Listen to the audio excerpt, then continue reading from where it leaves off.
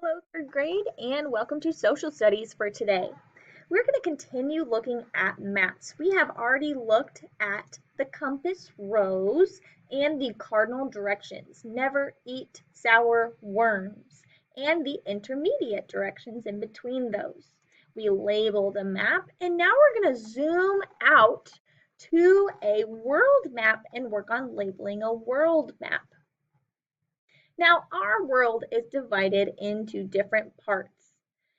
The north, which is at the top, and the south, which is at the bottom, are called hemispheres. We also divide the east and west into hemispheres. Today, we're going to be labeling these different hemispheres as well as the continents. So go ahead and make sure that your Classkick is open and you are ready to write and follow along. So as we are looking at this, you can see there's a horizontal line called the equator that divides the entire world. Now we'll talk about the longitude and latitude in another lesson and about what the other line, but you can see that there are 4 parts that our Earth is divided into. This first half, this whole half up here, we call that, and please type this out with me, the northern hemisphere.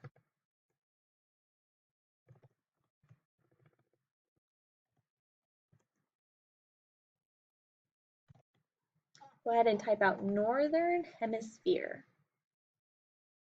Now, just like we have the northern hemisphere, the whole bottom half below the equator down here, we call that the southern hemisphere.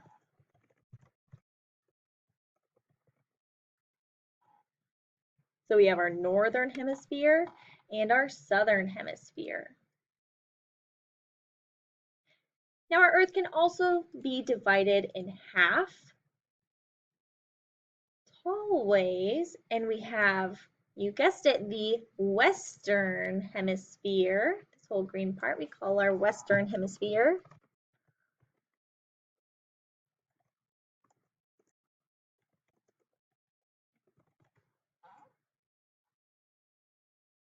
And on the opposite side of that, this half of the world, we call that the eastern hemisphere.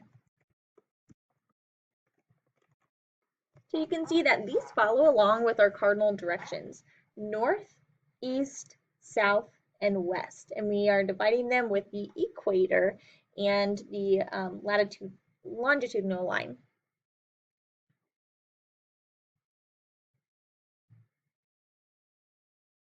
Now for right now, we are just going to start labeling some of the continents, or actually just one, the one where Indiana is. So this continent over here, change my color.